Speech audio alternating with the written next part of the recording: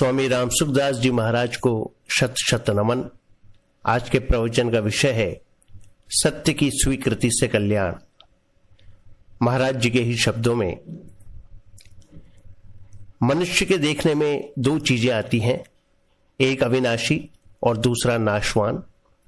स्वरूप अविनाशी है और शरीर संसार नाशवान है। स्वरूप के विषय में गीता और रामायण में आया है, ममय वांछो जीवलोके जीवभूतः सनातनः। इस संसार में जीव बना हुआ आत्मा मेरा ही सनातन अंश है। ईश्वर अंश जीव अविनाशी, चेतन अमल सहज सुख राशि। तात्पर्य है कि हमारा संबंध शरीर संसार के साथ नहीं है, प्रत्युत भगवान का अंश होने से हमारा संबंध भगवान के साथ ही है। हमारे से खास भूल ये हुई कि हमने अपने को संसार का और संसार को अपना मान लिया, अर्थात शरीर संसार के साथ अपना संबंध जोड़ लिया। परमात्मा के अंश होने के कारण वास्तव में हम परमात्मा से दूर हो सकते ही नहीं। यह एकदम पक्की सिद्धांत की बात है। परमात्मा के साथ हमारा संबंध कभी टूट सकता ही नहीं और जड़ शरीर संसार के साथ हमारा संबंध हो सकता ही नहीं।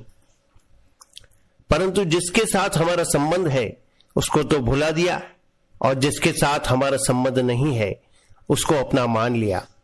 यह हमारे से बड़ी भारी गलती हुई है। अगर हम यह मान लें कि हम संसार के नहीं हैं और संसार हमारा नहीं है, तो भगवान हमारे हैं, यह अपने आप सिद्ध हो जाएगा। दोनों में से कोई एक बात सिद्ध कर लें। विचार करें, क्या जड़ तथा परिवर्तनशील संसार के साथ हमारी एकता हो सकती है? अगर नहीं हो सकती तो इस बात को मानना शुरू कर दें कि संसार के साथ हमारी एकता नहीं है। इसके साथ एकता मानना गलती है। कम से कम यह गलती भीतर से हमारी समझ में आ जाए तो समय पाकर सब काम ठीक हो जाएगा। अगर संसार के साथ अपनी एकता माने तो केवल नुकसान ही है, फायदा कोई नहीं है, और एकता न माने तो केवल फायदा ही है, नुकसान कोई नहीं है। एकदम सच्ची बात है कि शरीर अपने साथ नहीं रहेगा। जो चीज अपनी नहीं है वह अपने साथ कैसे रहेगी? भगवान अपने हैं, वे अपने से दूर कैसे हो जाएंगे? न तो हम भगवान से दूर हो सकते हैं और न भगवान ही हमसे दूर हो सकते हैं।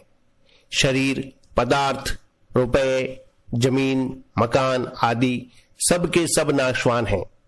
ये हमारे साथ नहीं रह सकते और हम इनके साथ नहीं रह सकते।